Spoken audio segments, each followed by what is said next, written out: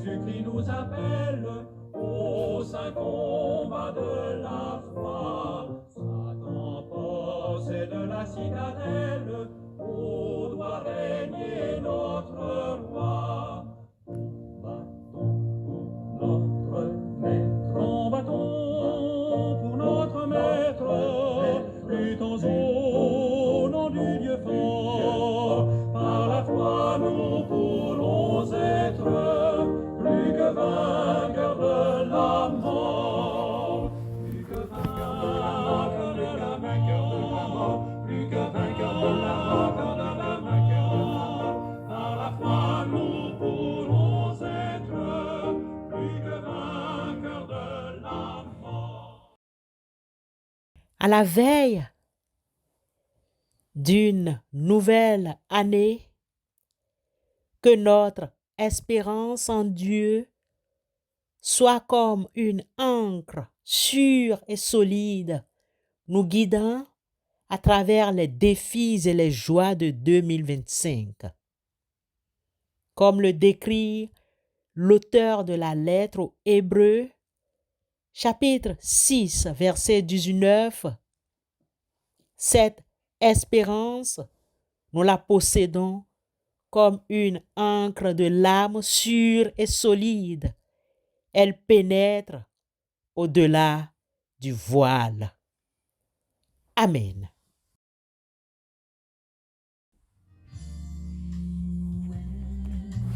Louez le Seigneur, louez-le par vos chants.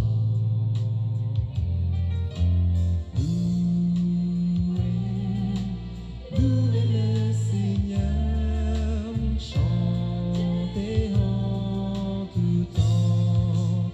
Le Seigneur est digne de louange. Le Seigneur est digne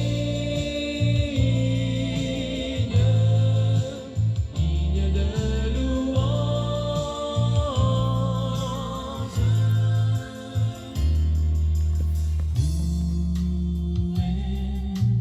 Louez le Seigneur, louez-le de tout cœur. Peuple de Dieu au bout des ondes, à la veille de cette nouvelle année, certains frères et sœurs nous posent la question de savoir si nous pouvons vivre une année sans épreuve. Vivre une année sans épreuve est une aspiration humaine, compréhensible, mais la Bible, et notamment l'apôtre Jacques, chapitre 1, versets 2 à 4, nous présente une perspective différente. Mon frère, ma sœur, pouvons-nous vivre l'année 2025 sans épreuve? Selon les perspectives bibliques et ambiantes, il est peu probable de traverser une année sans aucune forme d'épreuve. La vie elle-même est ponctuée de difficultés, de défis et d'imprévus. Jacques l'apôtre ou d'autres écrivains bibliques ne disent-ils pas: si vous rencontrez des épreuves, Jacques précise que quand vous passez par toutes sortes d'épreuves, Jacques chapitre 1 verset 2. Jacques l'apôtre écrit au conditionnel, ce qui suggère que les épreuves font partie intégrante de l'expérience humaine. Mes frères, regardez comme un sujet de joie complète les diverses épreuves auxquelles vous pouvez être exposés. Jacques 1, verset 2. Qu'est-ce qu'une épreuve selon Jacques 1, verset 2 à 4? Considérez comme une pure joie d'être dans diverses épreuves, sachant que l'épreuve de votre foi produit la persévérance et que la persévérance accomplisse parfaitement son œuvre en vous, afin que vous soyez parfaits et complets, ne manquant de rien. Jacques 1, versets 2 à 4. Le mot grec traduit par épreuve dans Jacques, chapitre 1, verset 2, est peirasmos, qui peut avoir deux sens. Épreuve, test. Dans ce sens, l'épreuve est une situation qui met à l'épreuve notre foi, notre patience, notre persévérance et notre caractère. Elle vise à nous éprouver, à révéler ce qui est en nous et à nous faire grandir spirituellement. C'est le sens principal dans l'épître de Jacques, chapitre 1, versets 2 à 4. La tentation. Dans un autre sens, peirasmos peut signifier une incitation au péché. Cependant, dans le contexte de Jacques, chapitre 1, versets 2 à 4, l'accent est mis sur l'épreuve comme un test de la foi et non comme une tentation à proprement parler. Il existe une différence notoire en la tentation de l'épreuve. Quelles sont les caractéristiques d'une épreuve selon Jacques, chapitre 1, versets 2 à 4. Il y a la diversité dont parle Jacques. Jacques parle de toutes sortes d'épreuves, ce qui indique qu'elles peuvent prendre de nombreuses formes. Les difficultés financières, les problèmes de santé, les conflits relationnels et les persécutions, etc. Le but positif, l'épreuve n'est pas une punition divine, mais un moyen de croissance spirituelle. Elle produit l'endurance ou la persévérance qui est une qualité essentielle pour la vie chrétienne. Le perfectionnement. L'endurance à son tour a pour but de nous rendre parfaitement qualifiés, sans défaut, et qu'il ne vous manque rien. Jacques 1, verset 4. L'épreuve contribue ainsi à notre maturité spirituelle et à notre accomplissement en Christ. Cependant, comment le chrétien peut-il réagir face aux épreuves selon Jacques chapitre 1, versets 2 à 4? L'apôtre Jacques nous encourage à considérer les épreuves comme un sujet de joie complète. Difficile à accepter, n'est-ce pas? Épreuve comme sujet de joie. Cela ne signifie pas se réjouir de la souffrance en elle-même, mais plutôt se réjouir de ce que Dieu peut accomplir à travers elle. Cette joie découle de la compréhension que l'épreuve a un but positif et qu'elle contribue à notre croissance spirituelle. Il est peu probable d'éviter toutes les épreuves dans une année. Elles font partie de la vie. Selon Jacques chapitre 1, versets 2 à 4, les épreuves sont des tests de notre foi qui produisent l'endurance et contribuent à notre perfectionnement spirituel.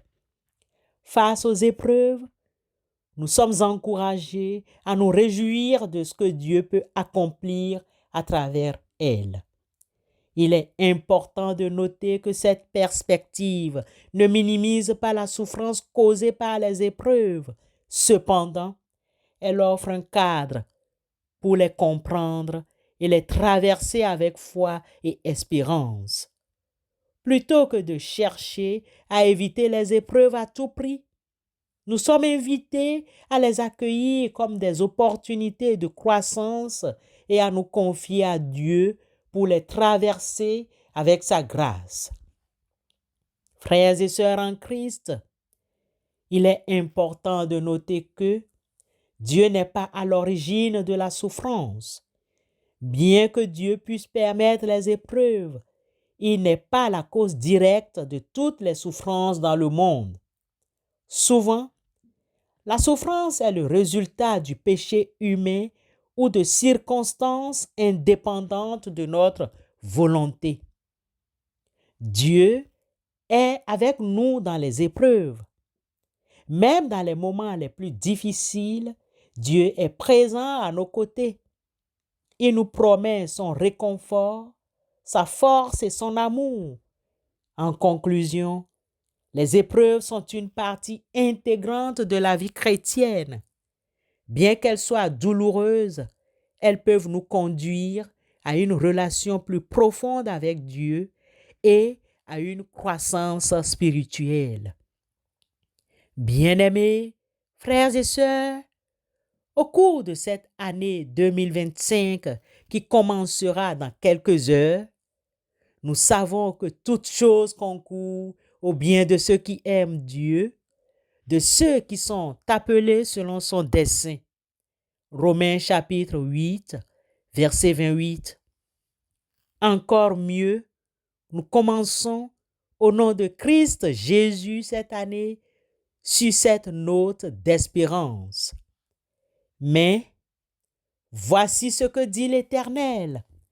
Je connais les projets que j'ai formés pour vous, dit l'Éternel, projets de paix et non de malheur, afin de vous donner un avenir et de l'espérance.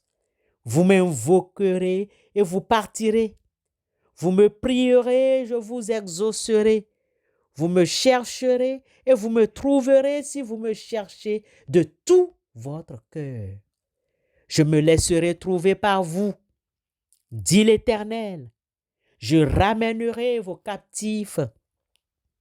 Je vous rassemblerai de toutes les nations et de tous les lieux où je vous ai chassés, dit l'Éternel, et je vous ramènerai dans le lieu d'où je vous ai fait aller en captivité. Jérémie, chapitre 29, versets 10 à 14. Amen.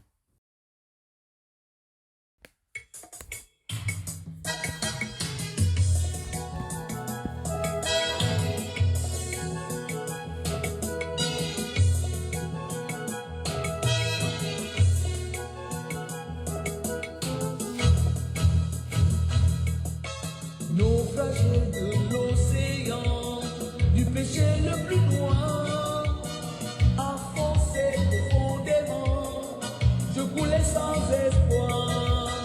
Mais le grand maître des flots, en entendant mon cri, vers ennemi aussitôt, en surabri.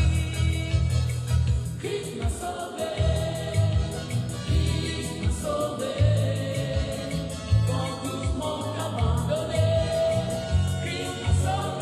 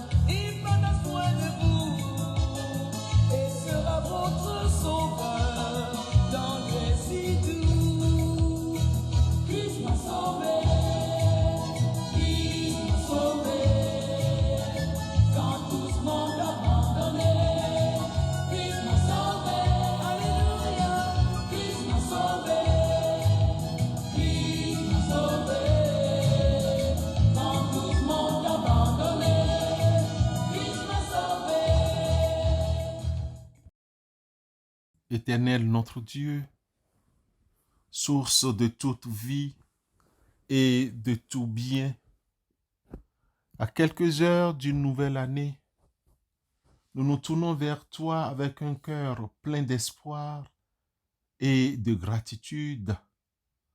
Nous te remercions pour les bienfaits de l'année qui s'écoule. Ta protection, les ossements de certains de nos requêtes, nous plaçons avec confiance l'année nouvelle entre tes mains. Nous te prions pour la santé de notre corps, la santé physique, émotionnelle, spirituelle et de nos âmes. Accorde-nous, à chaque frère et sœur qui nous écoute, la force physique pour accomplir nos tâches quotidiennes, la clarté d'esprit pour prendre des bonnes décisions et la paix intérieure pour affronter les défis. Protège-nous des maladies et des accidents. Guide les professionnels de la santé qui prennent soin de nous et de nos proches. Que la vitalité et l'énergie renouvellent notre être chaque jour. Nous te prions pour la prospérité dans tous les domaines de notre vie. Accorde-nous la sagesse et la persévérance dans notre travail, afin que nous puissions subvenir aux besoins de nos enfants, de nos frères et sœurs et à ceux de nos familles. Ouvre les portes d'opportunité et guide-nous vers le chemin qui mène à l'abondance. Que cette prospérité ne soit pas seulement matérielle, mais aussi spirituelle, émotionnelle et relationnelle. Éternel notre Dieu, aide-nous à utiliser nos ressources avec sagesse et générosité en contribuant au bien-être de ceux qui nous entourent. Père éternel, nous te prions pour une vie bonne, longue et épanouissante. Accorde-nous ta grâce et veille sur notre santé. Accorde-nous la grâce de vieillir en bonne santé, entourés de l'amour de nos proches. Préserve-nous des dangers et des épreuves inutiles. Que chaque jour soit une occasion de grandir en sagesse, en amour, dans ta parole et en compassion. Éternel Dieu, accorde-nous de vivre pleinement chaque instant en appréciant les joies simples de la vie et en laissant une empreinte positive sur le monde. Éternel notre Dieu, notre cher Père, nous te prions, Éternel des armées, nous te prions pour ta guidance et ta protection. Nous te confions tous nos projets et nos aspirations pour cette année. Père, guide-nous sur le chemin de la vérité et de la justice. Accorde-nous le discernement pour prendre les bonnes décisions et la force pour surmonter les obstacles. Protège-nous des influences négatives et des dangers cachés. Que ta présence bienveillante nous accompagne à chaque instant. Nous te remercions pour ton amour inconditionnel, ta grâce infinie et ta fidélité constante. Que cette année 2025, qui commence dans quelques heures, soit une année de bénédiction, de croissance et d'accomplissement pour la gloire et pour le bien-être de tous. Au nom et pour l'amour de ton Fils Jésus-Christ, éternel notre Dieu, nous te prions. Amen.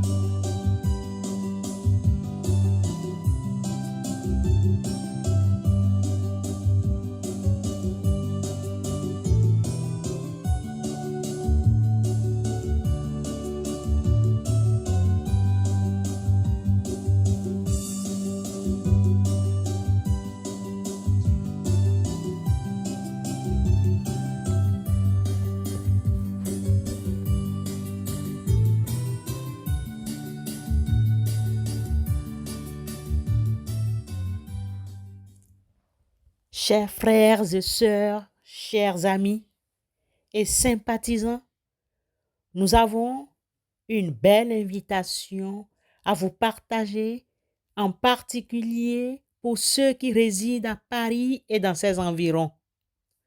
Ce soir, nous vivrons un moment spirituel fort, le culte de la traversée, une célébration spéciale pour accueillir la nouvelle année dans la foi et la communion fraternelle. Quand? Ce soir à 21 heures précises. Où? Au Temple Emmanuel, situé au 10 rue des Terres au Curé, 75 013 Paris. Nous vous invitons chaleureusement à vous joindre à nous pour ce moment unique. Ensemble avec nos frères et sœurs de la communauté, nous accueillerons 2025 dans la présence de Dieu, plaçant nos espoirs, nos rêves et tous nos projets sous le regard bienveillant de notre Dieu, notre protecteur. Ce sera une occasion privilégiée de partager la foi chrétienne avec d'autres croyants, renforcer notre lien spirituel en cette période de transition, confier l'année 2025 à venir à la grâce divine. Nous croyons sincèrement que le Saint-Esprit sera présent parmi nous pour nous guider et nous inspirer. Alors que vous soyez des habitués ou que vous souhaitiez découvrir notre communauté, n'hésitez pas. Venez nombreux partager ce moment spirituel exceptionnel. Nous serions ravis de vous accueillir et de commencer cette nouvelle année ensemble dans la paix et la joie de notre Seigneur Jésus-Christ. Au plaisir de vous retrouver.